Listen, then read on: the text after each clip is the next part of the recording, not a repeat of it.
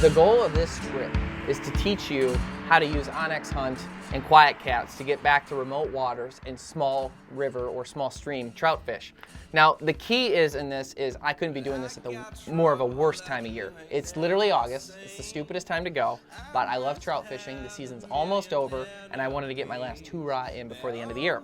So this is what we're going to be doing. We're going to be looking for cold water streams. What happens is there are a ton of streams in Michigan that hold trout, especially in northern Michigan, that hold trout in the beginning of the season, say, April, May. The problem is they warm up as the year goes on, and as they warm up, the trout move out of them and either into the main waters, which in this case where we're going to be at is the Manistee River or the E.7 River. They're going to move into the big water that stays more consistent in temperature. So what I'm going to be looking for is a river or stream that feeds into the E.7 or Manistee River that I know to be spring fed. Now I've got this one picked out here in northern Michigan. Okay, and the reason why I'm choosing this one is because it's got a good size to it. I know that this stream is spring fed and it does feed into the Manistee River. Now when I look at it, I can see this road here goes all along. So the dark gray lines are the road. Then you've got these little check lines. These are like 2 tracks and that sort of thing. So this kind of tells you exactly how big the road is and what you'll be on. Now, this one is pretty easy to get to. When you look at it, there's an easy access point here to get down to the water. It's kind of like the road kind of goes off there. And there is a really easy access point right here to get out. I'm going to be walking downstream, and you can always figure that it's going to, the stream itself, if it's feeding into the Manistee River, then it is indeed feeding into the Manistee River, meaning that as you move closer to the Manistee, you're going to be getting, that's the direction that the entire thing is going to be going. Now, I'm not hiding nothing here, but you can actually see that there is some private land right here. If I click on this different shade, it tells me whose private land it is. It tells me how big it is. It tells me where their main home address is. So if I was going to need to go onto their land, I could reach out to them and talk to them and say, hey, is it cool if I do this? Is it cool if I cross your land? If not, I got to make sure I take this path right here to the water where I stay clear of that line boundary, but it's important to know. So I'm going to walk in here and then go down the stream and then get out right here. It's very easy. There's not a super long path. I'll be able to park in one of these spots and take the QuietKat in. Now, part of the reason why I like this one so much is because it's a short walk. It's a very quick distance. It's not very long. You can do from line to line here. It tells me exactly the elevation that I'll be taking is right here and the total length. So if I'm not getting fish right away, I can hustle back out. What I'll do is I'll drop my truck off down here and I'll ride my QuietKat back up the road to here, hide the QuietKat here, put the lock on it, get in the water, and then go all the way down and then take the truck back to the QuietKat when I'm done. If it sucks, the water's warm, nothing's good's happening, I'll get back out, take the QuietKat back to the truck, get out that way and try the other one. But that's what we're looking for. We're looking for cold water, spring fed, that feeds into the main river system to hopefully have good fishing and have some trout still in there even this late in the season. So wake up early in the morning and hit the road.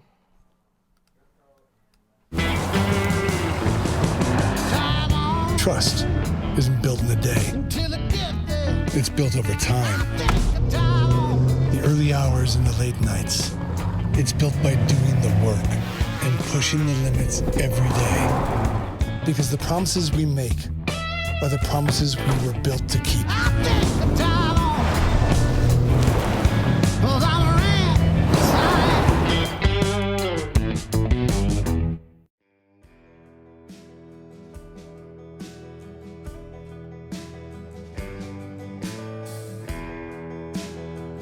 Right there is the Zilwaukee Bridge, and for a Michigan resident, the Zilwaukee Bridge is like the start of being up north. I-75 is like our main highway that goes right up the middle of the state, and it's so funny because in Michigan you can say up north and you could be going dead west, dead east, dead north. As long as you're headed in a direction to a lake, a cabin, to go camping, something like that, you just say, I'm going up north. And that's what it means in Michigan, is it's just like that vacation weekend getaway.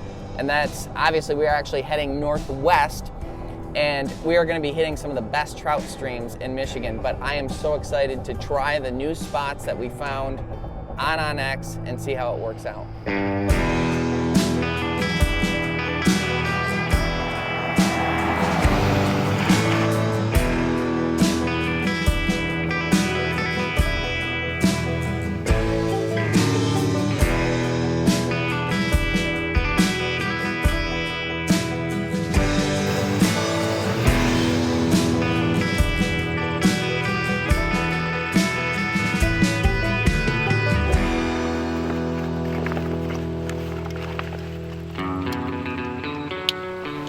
What I love about being on these bikes is how quiet they are. They also save a lot as far as the walking goes, but how quiet they are and the fact that I'm able to stumble upon wildlife so much. I stumble upon deer, bears, everything up here with these bikes because they don't hear me coming.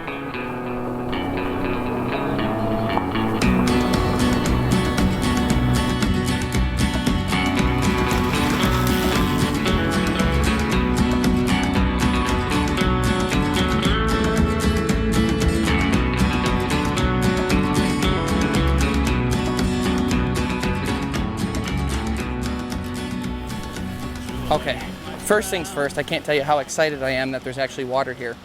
A lot of rivers, you know, get higher and lower depending on the season. Given the fact that this is the worst season ever to do this in August, there's not always a river. Sometimes it's dried up.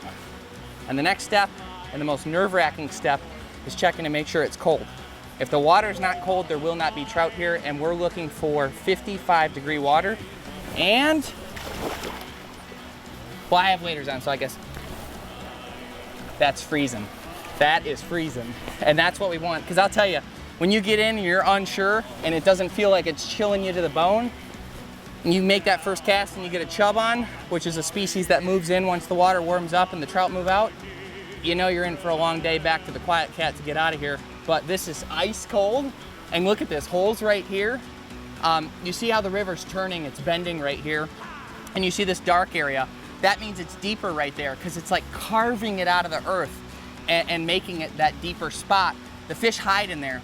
Any of these logs, anything like that, along the bank, especially in the deeper holes, the fish sit in there and they wait for bait, whether it's small minnows, whether it's bugs, whatever it might be, to just swim by or drift by or whatever it might be, and they jump out and grab it. First thing they do is try and go back into the hole though, and that's what makes it interesting for actually being able to catch them, because once they go back in that hole, it's like they've been trained their whole lives on how to wrap around a stick and spit out. But hopefully today we get some stupid ones, but this is awesome. Whew. I already hung up on something. Now the goal is I wanted to go just short of that log jam there because they could be hiding underneath there. But I just went, I don't know, maybe 4 inches too long, and then you get a log. So it is a game about precision, and I'll tell you what, you have to place it perfectly to get it in front of the fish. They will not come out swimming around hunting for you. You have to place it perfectly, and that's what makes it so difficult. And you also go through a lot of lures. I don't think I'm gonna lose this one at least. All right, this right here can serve as a lesson to everybody. When you're using these little spinners and you're in the river system, a lot of times what'll happen is the line will wrap around the pole. And for the life of me, I can't understand the physics of how that would happen. But what you do is you grab it, make a big triangle like this, and you bring the whole thing over the lure and let go, and then that straightens it out. Now it's a perfect line right to here. I don't know how it happens or why it happens, but that's how you fix it.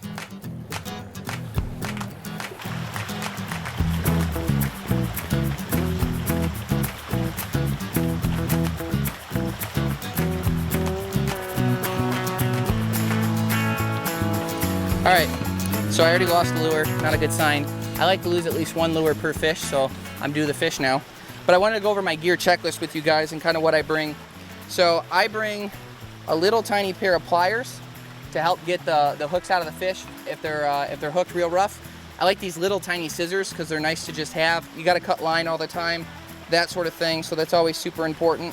On top of that here, I like to bring extra line. I'm not sponsored by this company at all, but Berkeley Tri-Line Smooth Casting in 6-pound test. I love this smooth casting. I have tried every type of, and I use clear because I think trout can see really well, and I just don't like to use anything but clear. I've had nothing but good experience with those with the spin casting rods. You got to remember, all we're using today are little spinners. So with those little spinners, they are going to spin that line like nobody's business. And this is all I'm using. Again, no sponsorship here, but I'm just using #1 MEPs, just little guys. They spin well. If you go any smaller than 1, I find that they don't get the good spin in the water. The one with the little bit bigger blade grabs the water a little bit better and also keeps you from just catching all the little tiny ones. A variety of colors, but for trout I like to go shiny. So the golds, the silvers, the bronze, that sort of thing. So I keep that on me. I keep the line on me. And then this is actually, if I get like really finicky fish that I can see, I do bring some flies. This little kit here is actually my grandfather's. I never got to meet him. He died before I was born, but I kind of bring this out when you're trout fishing, you kind of feel like super peaceful and away from everything, and you kind of reminisce about things. And I like to think about my grandpa and have these on me when I go out. And what happens is you get a finicky fish that you can see in a hole, you can just put the fly on the water, keep your bail open, let it float on past them, and sometimes that's how I've gotten the bigger finicky fish. So I like to keep that on me too. And then obviously a creel or a bag that you can keep the fish in. And then anytime I'm out, I also bring my flashlight because I've been trapped out at night before, so I like to have a flashlight with me as well. But that's kind of the gear I have. I got to tie a new one on, and I'll show you the knot I use. It's just a standard fishing knot. It's the first one my dad taught me when I was a kid. And what I like about this knot is that it is self-tightening. The harder that you pull on it, the tighter the knot gets. And like I said, I'm using 6-pound test in clear. So you take it, and what I'm going to do is I'm going to wrap the line around the line. So the extra piece, 1, 2, 3, 4, 5, 6 times. And now I made a hole here. I got my finger in here. So I take the short piece of the line and I go in the hole I made and come out. And then now I made another hole over here by doing that. So I loop back through that hole, and now I've made a knot. So then all you do is you moisten it by looking at it like that, and you pull on this line, and like I said, it self-tightens. Tightened it right up for you. Now you've got a little bit of slack there, but you have a self-tightening knot on the lure directly to the line. And then what I'll do is I'll take my little scissors out and cut off the slack. Boom. So now just tie it on directly and pick up that extra little piece that you cut off. You don't want to leave garbage anywhere, so leave the earth better than you found it. What I'll normally do is I'll kind of take a couple distance casts trying to get to the hole that I'm targeting, because percentage-wise, the farther you can be away from the hole and the better the first cast is, the likelihood of getting the fish goes way up. It is hunting, it is not fishing. I am hunting right now. I am doing whatever I have to do to place that lure in front of that fish. But once I try 2 or 3 times, and either if I didn't get it perfect or I'm still far away, I'll move up in the river and I'll cast again at the same spot, but from a closer spot so I can make it more exact. I'm risking disturbing the fish, but I'm making sure at least I get a high percentage shot into the hole.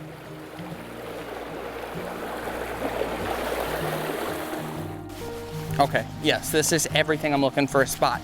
Now the best part is we've got overcast today, which is excellent because when it's a lot of sun, you create shadows, scares the fish, and the sunnier it is, the more likely they are to hide really, really tight. We got a nice overcast today. On top of that, I'm able to approach this hole with never entering the water. And the benefit of that is the fact that I haven't disturbed or kicked down any rubble to alert the fish that I'm hearing. Now, when I see the dark water like this here, that tells me that it's a hole, it's deep. When you hear people reference holes, that's what they're talking about. So the fish, like right now, you see this log jam right here. There's fish hiding under there, I'd bet my life on it. Whether I'll catch them or not, don't hold that against me, but there's fish hiding in that log jam right there. And if I can cast just short of it, and I can turn my pole out this way, the current will push against the lure and cause it to spin. So I want to go just short and then hold my rod tip upstream to make the action that I'm looking for. If the lure is just there and I don't get the action right away, meaning I don't click my bail over really quick, it'll just kind of float there, it'll spook the fish. But if it's spinning, it'll tell the fish it's time to eat. So you got to kind of do it perfect. You do not get a trout by luck. So if you see someone on Facebook and they caught a bass, they might have got it on worm and bobber. But if they got a trout, you commend them for that, even if it's a little guy. Fish.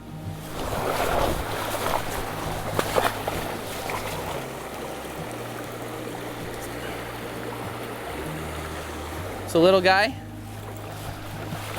All right, before I even pull the fish out, I'll wet my hands. And let's take a look and see what we got.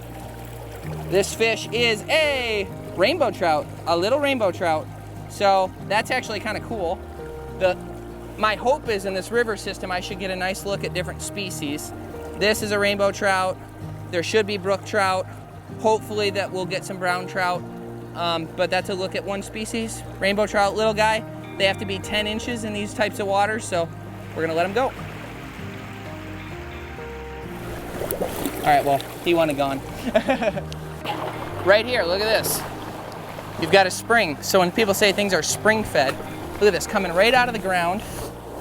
and that water makes this water feel warm. I mean, you're talking freezing cold water right from the earth. This is groundwater that pours out, and I'll tell you what, if I had my life straw right now, I'd be sticking that in there and drinking that. That is cold, crisp, clean water. You know, they're in this river system in August right now to get into cold water. All the fish in here might not be here all the time. They might just come in here during the hot season to get out of the warmer creeks and stuff, and they come here, and it's reasons like this that this water is cold. Now that I've caught a rainbow trout, now that I've seen some fish, obviously I had 3 follows, 1 hit and drop, and then one catch. I feel good that there's trout in here. I'm in the right water. I like the holes I'm seeing. I feel really relieved, because trust me, as a kid, I've got probably about 150 days of going out, walking miles before I was able to get a QuietKat, and then only to find myself in warm water that was no good and miles back to the truck. So having this is a big relief. I'm pumped about it.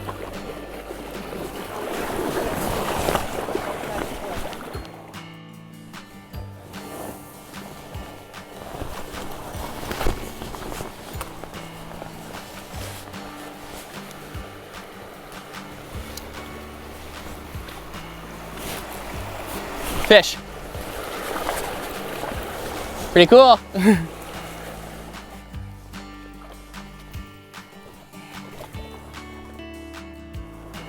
We've got a little brown trout, little baby brown. So now we've got 2 species. He's not very big, but he is pretty. And he bit quick. It's great. Thanks, buddy.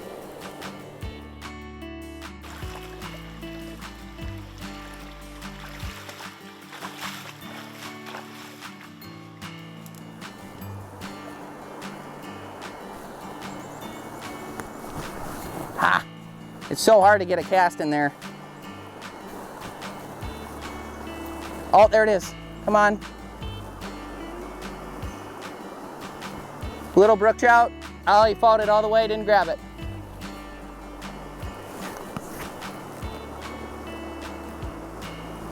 Ah! They do like overhead cover though, and there is none. Ah, man.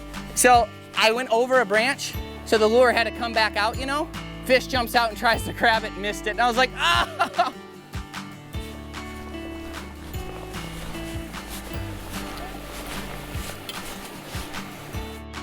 This is a high percent right here too. It's just really hard to put it in there.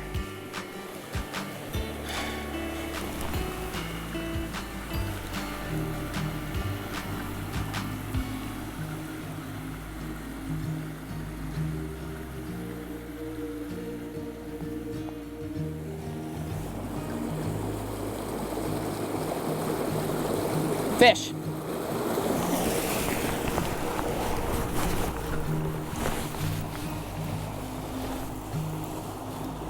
Little brown trout.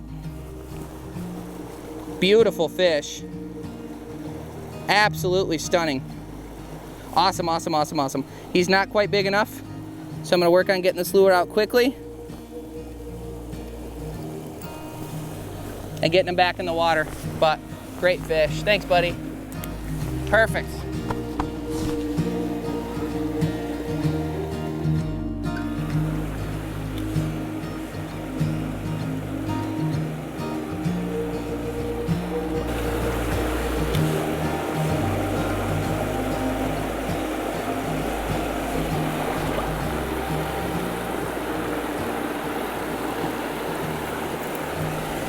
Look at that. Another little rainbow. Absolutely gorgeous, pretty. Here you go. Popped right off. That was cool. Got to see him take it. That's the best part, is when you can see him pop out and grab it.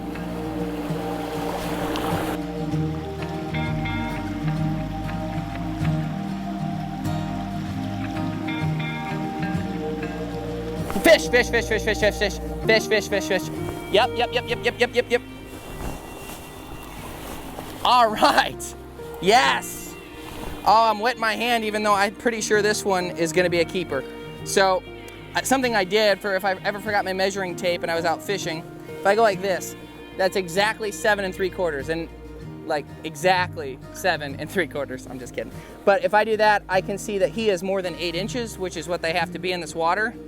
And while not everybody likes to keep trout, I do. I like to eat them. I like the taste of them. And you ever notice, like, people say, like, don't go to the grocery store hungry because you will buy everything? Well, it's kind of the same thing. You want to be careful if you're going to go fishing hungry, because you'll want to keep everything. But we're going to keep just a couple today to make a good meal. He's beautiful. Thank you, buddy. Thank you, thank you, thank you. I'm so glad you're here. We're going to put him out of his misery quick. No suffering. Our fish, going to be a great dinner. Quality.